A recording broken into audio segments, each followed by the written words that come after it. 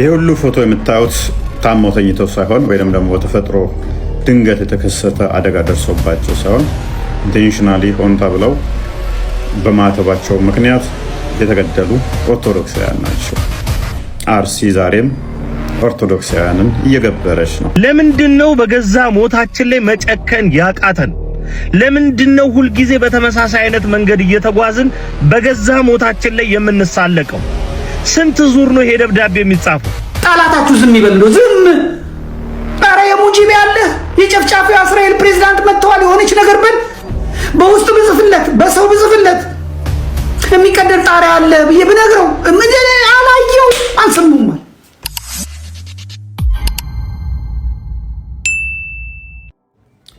ይሄ ሁሉ ፎቶ የምታዩት ታመው ተኝተው ሳይሆን ወይንም ደግሞ በተፈጥሮ ድንገት የተከሰተ አደጋ ደርሶባቸው ሳይሆን ኢንቴንሽናሊ ሆን ተብለው በማተባቸው ምክንያት የተገደሉ ኦርቶዶክሳውያን ናቸው። አርሲ ዛሬም ኦርቶዶክሳውያንን እየገበረች ነው። ምክንያቱም ወሩ የረመዳን ነው። የረመዳን ወር ላይ ደግሞ ዋብያዎች ደም የሚጠጡበት ነው። 21 ኦርቶዶክሳውያንን ደም ጠጥተዋል ማለት ነው። አባቶች ዝምታ መርጠዋል። ድምፅ የሚሆናቸው የለም። ጠባቂ ከሌለ ጠባቂ የሌለው መንጋ በቀላሉ በተኩላ ይበላል። ሰዎቹ በደንብ ስራቸውን እየሰሩ ነው። አንድ ሳምንት እንጮሃለን ዝም ስንል አረሳስተው ጅም አድርገው ይሄዳሉ። የታሪክም የህዝብም የቦታም ለውጥ እያካሄዱ ነው። ህዝቡን ይቀንሱታል፣ ታሪኩን ይበርዙታል። እንደዚህ እየሰሩ ነው። አዲስ ታሪክ እየጻፉላችሁ ነው። አዲስ አይዲዮሎጂ እየቀረጹላችሁ ነው። ከኛ ግን ምንም አይነት አጻፋዊ ምላሽ እየተሰጣቸው አይደለም። አብዛኛው ዝምታ ውስጥ ነው። አንዳንዱም ደግሞ በእነሱ ፕሮፓጋንዳ ውስጥ ተጠልፎ ነው ያለው። በእያንዳንዱ ቤት ይሄ እሳት እየገባ ነው፣ እየተዳረሰ ነው። እስከ መቼ ነው ዝምታ? እስከ መቼ ነው መርዶ ነጋሪ የምንሆነው? እስከ መቼ እስከ መቼ እስከሚለው ጊዜ ገደብን ይፈልጋል። የሰው ልጅ ደም እንደ ውሃ እየፈሰሰ ነው። በተለይም ኦርቶዶክሳውያን ህይወት እየጠፋ ነው። አንድ አይደለም፣ ደርዘን በየቀኑ እየታረዱ እየተሰዉ ነው። እኛ ቲክቶክ ላይ ነን። መሬት ላይ ሰዎቹ እየሰሩ ነው። በእያንዳንዱ ክልል በእያንዳንዱ ከተማ ካውንስል መስርተው እያጸዷቸው ነው ኦርቶዶክሳውያን። ከማን ጋር እየዋላችሁ ነው? ምን እያደረጋችሁ ነው? ምን እየተካሄደ ነው? ራሳችሁን ፈትሹ። ለምንድነው በገዛ ሞታችን ላይ መጨከን ያቃተን? ለምንድነው ሁል ጊዜ በተመሳሳይ አይነት መንገድ እየተጓዝን በገዛ ሞታችን ላይ የምንሳለቀው? ስንት ዙር ነው ይሄ ደብዳቤ የሚጻፈው? እንትና አካባቢ ጠፋን፣ እንትና አካባቢ እንዲደረሰብን፣ እንትን ተቋም ደርሶ ይከላከለን። ስንት ዙር ነው ይህ የፍትህ ጥያቄ ተጠይቆ ጆሮ ዳባ ልበስ የተባለው? መቼ ነው ወደ ዳዲያዊ እርምጃ መሻገር የምንችለው? ኪስ እየቀያየርን ከመጮህ ወደ መፍትሄ እርምጃ ምን ሄደው ወደ መከላከል የምንገባው መቼ ነው? ይህ ሜንታሊቲ የሚኖረን መቼ ነው? ሁላችንም የየድርሻችንን ተወጠን የምንጨክነው መቼ ነው? አርሲ ላይ የተገደልኩት እኔ ነኝ፣ አንተ ነህ፣ አንቺ ነሽ፣ ሁላችንም ነን። ይህንን ስሜት የጋራችን የምናደርገው መቼ ነው? በቁጥር መብዛትና ማነስ ገና አልተነካንም ብለን እያሰብን እንዴት ነው ውጤት መምጣት የሚችለው? በሞታችን ብቻ አይደለም በተቋማዊ ማንነታችን ጭምር የሚላገጥበትን ነገር ቆምጠጥ ብለን እኛም የሚፈልጉትን እየከለከልን አለፍም ሲል ደግሞ ወደ መከላከል ገብተን መቼ ነው ማስደንገጥ የምንጀምረው? ጥያቄ ይሄ ነው። እንትን አካባቢ እንትን ደረሰ ድምጽ አትሆንም፣ እንትን አካባቢ እንትን ደረሰ ድምጽ አትሆንም። 3 ቀን እንጮሃለን፣ 4 ቀን ረስተን ተጨማሪ ሞት ለተከታይ ቀናት እናውጃለን። ራሳችን ሁሉም ነገር የአንድ እጅ ጭብጨባ ብቻ ሆኖ ቀረ። መሪና ተመሪ እዚህ ጉዳይ ላይ መፈለግ ማለት ችግሩን ማስቀጠል። ሁሉም ሰው የገባውንና የጨከነበትን ነገር እያሳየ እያንጸባረቀ መሄድ መቻል አለበት። በዛ ሲገሉን በዚህ እናደንቃለን፣ በዛ ሲያጠፉን እኛ በዚህ እናጨበጭባለን። እንዴት ሆኖ ነው ታዲያ ለውጥ ሊመጣ የሚችል? እያንዳንዳችንን እንድንጠይቅ ብቻ ነው የፈለኩት። ሞታችንን በቃ የምንለው እኛው ራሳችን። ይህንን ማመን ነው የሚጠበቀው። ዛሬ የተወለድኩበት ቀን ነው እና ደግሞ ትንሽ አሞኛል። ያው የተለየ ነገር ባይኖርም ከተወለድኩበት ቀን ጋር ተያይዞ ግን ትናንትና መጥፎ ዜና ሰማሁኝ። እሱም ደግሞ በአርሲ የሚገኙ የኦርቶዶክስ ክርስቲያን እምነት ተከታዮች በአንዳንድ ጽንፈኛ አክራሪዎች እየተገደሉ እንደሆነ ሰማሁ። እኔ በሰማሁት በደረሰኝ ኢንፎርሜሽን ወደ 27 አካባቢ የሚያክሉ ሰዎች እንደሞቱ፣ 7 የሚያክሉ ሰዎች ከባድ የአካል ጉዳት እንደደረሰባቸው ሰማሁና ምድራችን ላይ ምን እየተደረገ እንደሆነ አላውቅም። እንደ ክርስቲያን ስለ ክርስቶስና ስለ ስሙ መስዋዕት መሆን ሰማዕት መሆን እንደሆነ ባምንም ግን ማንም ጽንፈኛ አክራሪ ነኝ የሚል ግለሰብ እየተነሳ እኚህን ክርስቲያን ወገኖቼን ሲገድል ዝም ብሎ የማየት የህሊና ሞራል የለኝም። ስለዚህ በአርሲ እየተካሄደ ስላለው ግድያ፣ እየተሰደዱ ስላሉ ኦርቶዶክሳውያን መንግስት ድምፁን እንዲያሰማ፣ ፍትህ እንዲያደርግ፣ ሰላማቸውን እንዲያስጠብቅ፣ በገዛ ሀገራቸው ላይ በጽንፈኛ አካሎች መሞትና መሰደድ እንደሌለባቸው ላሳስብ ነው ይህንን የማደርገው። እንግዲህ ይህንን ቪዲዮ ኮፒ ሊንክ አድርጎ ለሰዎች አድርሱልኝ። እግዚአብሔር ለሞቱት ለቤተሰቦቻቸው መጽናናትን ያደርግ። መንፈስ ቅዱስ ልባችሁን ይደግፍ ያበርታ። የእናንተ መጉደል የእኛ መጉደል ነው። የእናንተ ማነስ የእኛ ማነስ ነው። የእናንተ ደም መፍሰስ የእኛም ደም መፍሰስ ነው እና እንደ ዋዛ እንደ ቀልድ የምንመለከተው አይደለም። ክርስትና ገዳይነት አይደለም። ክርስትና ላመኑት ነገር መሞት ነው። ይህም ደግሞ በእናንተ ስለታየ እግዚአብሔር ደግሞ በክብር ስለሚቀበላችሁ ተስፋ አድርጋለሁ። እግዚአብሔር ቤተሰቦቻችሁን ያጽናና። መልእክቴን ለሰዎች ሁሉ አድርሱልኝ። ተባረኩ። ኡስታዝ ያሲን ኑሩ እንዲህ ብሎ ከሰራብኝ እነሆ 1 ዓመት ሆነው። አዳምጡ እስቲ። የክርስቲያን ወገኖቻችን እስልምና በመረጃ የተዋበ ጠንካራ መሰረት ያለው ሃይማኖት ነው። በመከባበር በመወያየት ዲኑን ዲስከስ ማድረግ እንችላለን። እስልምና ጋር ቀርቦ እጅ ያልሰጠ የለም። ስለ እስልምና ተከራክሮ ሻሃዳ ሳይወጣ የወጣ የለም። 100% እርግጠኛ ነኝ። በእኛ እጅ ብቻ ስንት ሰው ሻሃዳ ተቀብለ። እስልምና ጋር መወያየት የፈለገ ፊት ለፊት ይምጣ። በሚፈልጉት መጽሐፍ በሚፈልጉት ርዕስ ማውራት ይቻላል። ዕውቀት ይዳኛል፣ ሐሳብ ያሸንፋል። መልካም። ኡስታዙ ይሄንን ንግግር የተናገረው ልክ የዛሬ ዓመት ነበረ። ዛሬ ዓመት እኔን ለማሸማቀቅ የተናገረው ነበረ እና እስልምና በእውቀት እንደሚመራ ምናምን ነገር አውርቶ ነበረ። ነብዩ ግን እንደዚህ ነው ያለው። ሳሂህ ቡኻሪ 1913 ላይ the prophet said we are an illiterate nation we neither write nor accounts እኛ መሀይም ህዝቦች ነን፣ መጻፍም አንችልም መቁጠርም አንችልም ነው ያለው። ክርስቲያኖች ነብዩን ተከራክረውት ነበረ በኢሳ ጉዳይ ላይ። ኢሳ ፍጡር ነው ወይንስ ፍጡር አይደለም በሚል በቁርአን ውስጥ ባለው ኢሳ ተከራክረውት ሱራ 3:61 ላይ ሲከራከሩት ምን አለ መሰላችሁ? የተከራከሩህን ሰዎች ኑ ልጆቻችንና ልጆቻችሁን፣ ሴቶቻችንንና ሴቶቻችሁንም፣ ነፍሶቻችንና ነፍሶቻችሁንም እንጥራ። ልብ በሉ፣ እንጥራ። ከዚያም አጥብቀን አላህን እንለምን፣ የአላህንም ቁጣ በውሸታሞች ላይ እናደርግ በላቸው። ተከራክረው ሲረቱት መሐመድ ያደረገው ምንድነው? እሱ አይ እኔም ልምጣ እናንተም ነው፣ ልጆቻችሁን እዛችሁ ነው፣ ሚስቶቻችንን እዘን እንምጣ፣ እንግዲህ ጻንዞቻችንን መዘን መተን ተሰብስበን እንረጋገም ነው ያለው። መከራከር ሳይሆን ከክርስቲያኖቹ ጋር ያለው መሐመድ እንረጋገም። ተፍሲራቶቹን ዘሆል ማየት ይቻላል። መሐመድ ወደ እርግማን የገባው ክርስቲያኖቹ ነው። እኛ በመጽሐፍ ቅዱስ እርግማን አይፈቀድልንም። መከራከር፣ መወያየት፣ በእውቀት ላይ ተመርክዞ መነጋገር እንችላለን።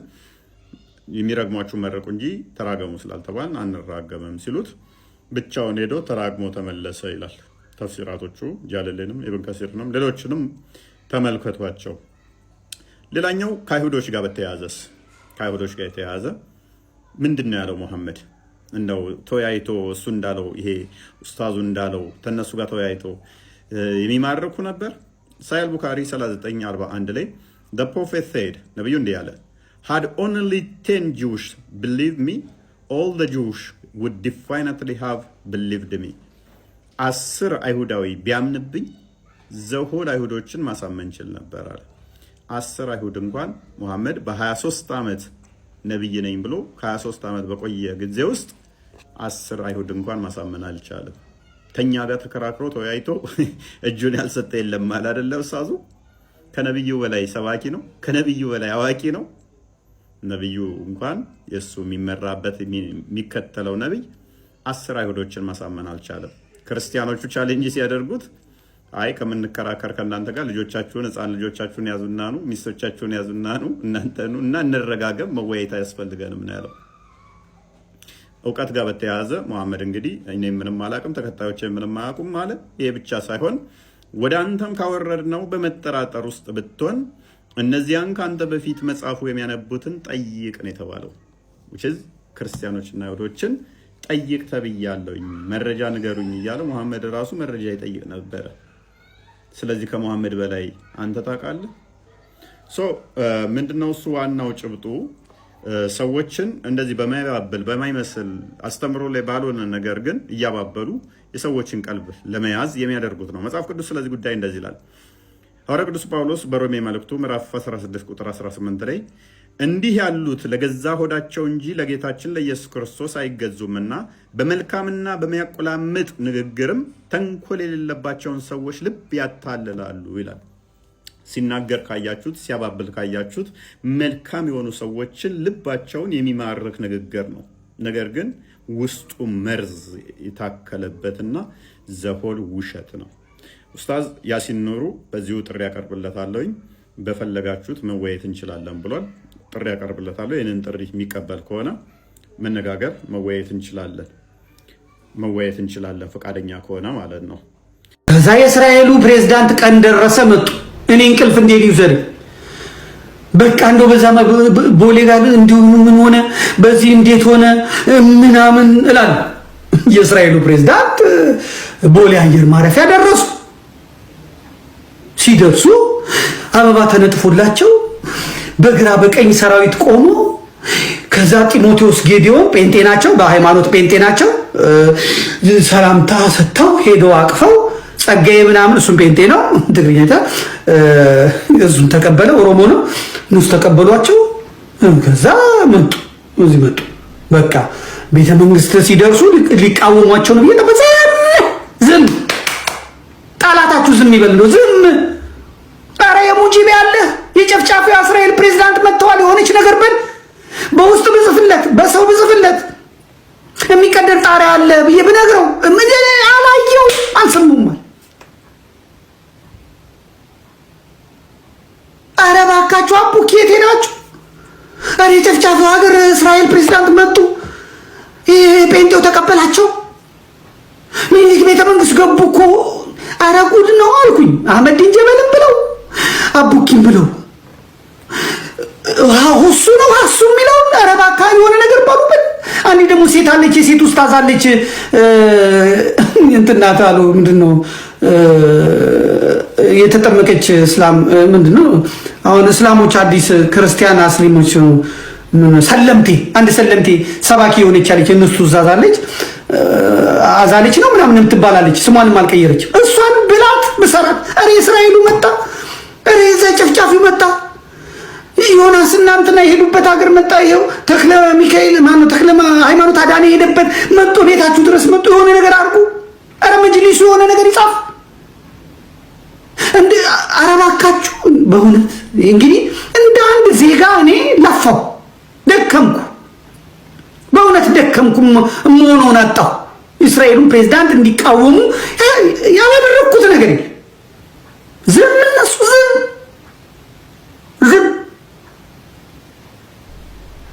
ከዛ ጭራሽ አብይ አህመድ ተቀበለና የሁለትዮሽ ግንኙነታችንን እናጠነክራለን፣ የጋራ ጥቅሞቻችንን እናስከብራለን። የእስራኤል ጠላት የኛ ጠላት ነው፣ የኛ ጠላት የናንተ ጠላት ነው። ጎሄድ ወደፊት ቀጥሉ። ያው እናንተ ጋር ነን። ከጋዛ የሚፈናቀሉትን ፍልስጤማውያን ወይ ቤኒሻንጉል ወይ ስልጤ ላይ ወይ ቦታ እንሰጣቸዋለን፣ ችግር የለም፣ ቤተ መንግስታችን ክፍት ነው ምናምን እና አሁን ተጨጫጫው ጨበጠ፣ ተጨባበጡ፣ ተሳሳሙ ምናምን። በአባይ ኤርዶጋን ሲመጡ የኤርዶጋንን የተቀበሉት በሙሉ የጠመጠሙ እንደዚህ የጠመጠሙ በእውነት ኒንጃ መስለው እንደዚህ የጠመጠሙ እንዴት ነው እንደዚህ የጠመጠሙ ናቸው የተቀበሉት። እንደዚህ አድርገው አረ ኮፍያ ነው እንደዛ ኮፍያ አላረጉም እነሱ እንደዚህ የጠመጠሙ ባንዲራ የለ እንደዚህ ጠምጥሙ በአባይ ኤርዶጋን እንደዚህ ነው የተቀበሉት። ሙፈሪያት ካሚል በዚህ አንድ ደግሞ ሰለምቲ አይናለም የምትባላለች እንደዚህ የአዲስ አበባ አስተዳደር ነው እንደዚህ በአባይ ኤርዶጋን ሲመጡ እጃቸውን ያደረጉ ባባዬ እያሉ የሳሙ የተቀበሉት እነሱ።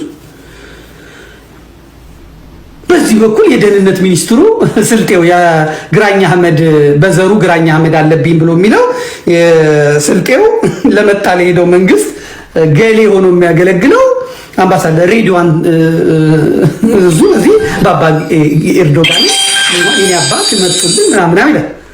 አንተ እኮ ነህ አክሱም ላይ መስጊድ እንዳንሰራ ያደረጉንን ትግሬዎች ድሮን ሰጥተህ የጨፈጨፍንበት አንተ እኮ ነህ።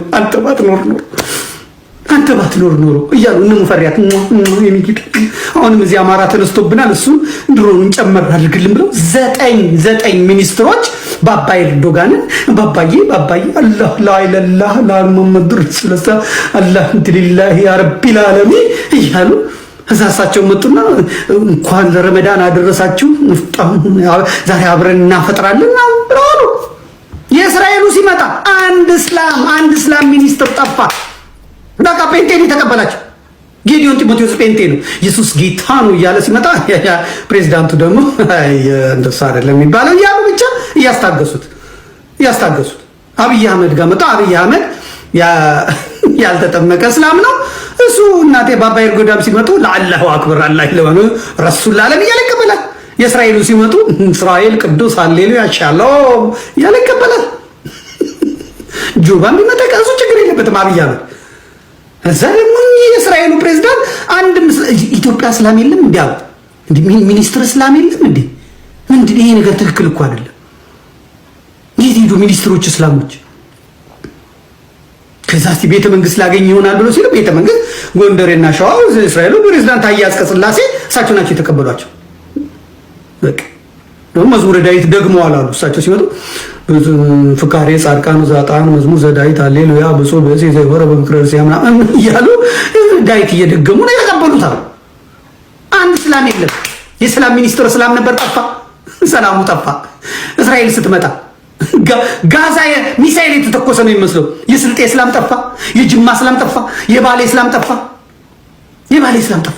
የከተማና ምናምን ልማት ሚኒስትር የነበረችው ማን ነው የሚሏት እቺ ለገጣፎን ያፈረሰችዋ የሐረርጌዋ እስላም ጠፋች። እሷ ራሷ ጠፋች። ጫልቱ ሳኒ የምትባለው ጠፋች። አዳነች አቤቤ አስከትላቸው የምትሄዱ ወፍራም ኒንጃዎች አሉ፣ እነሱ ጠፉ፣ በሙሉ ጠፉ። ይህ ታዲያ አግባብ ነው?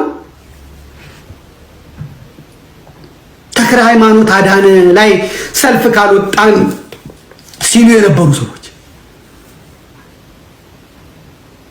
ጨፍጫፊው እስራኤል ሀገር እንዴት ይከዳል ሲሉ ነበር። የጨፍጫፊው እስራኤል ፕሬዝዳንት ሲመጡ መደበቅ ሽንታሙላ እንዲህ መቅዘን እንደዚህ በጭባጫ የሆናችሁት አሁንም እኮ የፈሪዱላ ስለሆነ ደህንነቱን ስለያዛችሁ መንግስቱን ስለያዛችሁ መሪያችሁ የእናንተ ስለሆነ አዎ ነው የምትወበሩት እንጂ እንተዋወቅ ነበር።